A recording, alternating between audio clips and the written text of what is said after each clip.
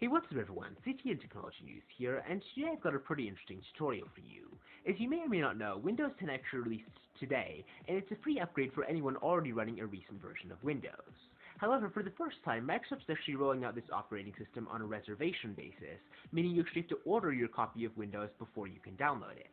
You basically just click the icon that will appear in the bottom right hand corner of your screen. It'll take you to a window that will allow you to reserve it in a really simple way, and then Microsoft will let you know when your operating system is ready. But for people who don't want to wait to get Windows 10, there is also an option that you can actually use to get the operating system right now. Now before I go any further, I do just want to stress that this won't work for a clean installation. You do already need to have a version of Windows installed, but if you do have a version of Windows and you've already reserved this software, this should work fine. So the first step is going to be to go to this website. I'll provide the link to it in the description below. This is Microsoft's page for downloading Windows 10, and it allows you to download it in advance.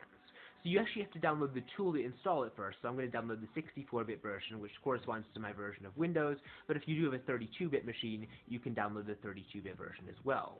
This is a fairly small file. It's only 18.7 megabytes, so it'll just take a couple seconds to install, and once it's done, you're ready to actually upgrade to Windows 10.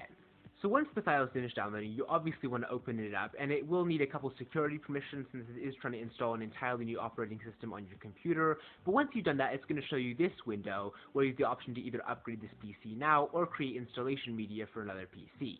So I'm just going to go ahead and upgrade this PC because that's the one I want to upgrade. Depending on your internet connection speed, I warn you that it could take a little while to download Windows 10. It's like a 4 GB file, I believe, but the good news is that you can keep using your PC in the meantime, so it's not like you just have to sit here and wait for it to download the upgrade. So it's now finished downloading Windows 10, so it's moved on to the next phase, which is creating Windows 10 media. This is basically the part of the operating system that you'll be interacting with, and again, it takes just a couple minutes, but it's not going to take as long since it's no longer trying to download all of these really big files.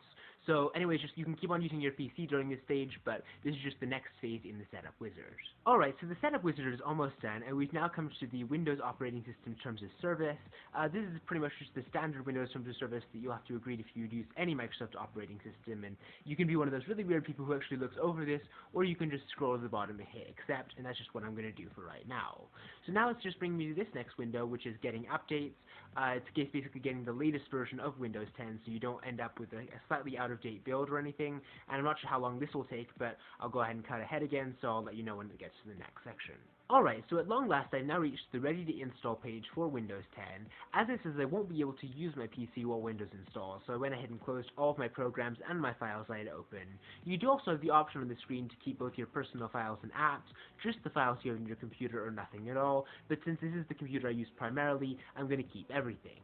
I should recap just one more time though that if you are installing Windows 10, you should probably back everything up beforehand just so you don't lose any files or programs that are important to you. But with that said, I'm now ready to install this operating system, so I'll be back when it's finished installing.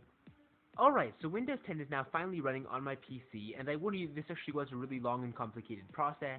There were actually some driver issues with the computer I was using that weren't actually compatible with Windows 10, so I was getting an error that caused my computer to keep crashing every couple of seconds, but I've finally gotten it worked out, and it's now actually running on my computer. So just a warning if you are installing Windows 10 for the first time, this is still a very early version of the operating system, and Microsoft and its hardware partners are still trying to iron out some of the glitches with it, but again, it is actually a pretty cool upgrade, so I will be doing a review on this very soon. In the meantime, go ahead and give this video a thumbs up if you enjoyed it. Be sure to check out Windows 10 if you want by using the link in the description below, and I will see you next time.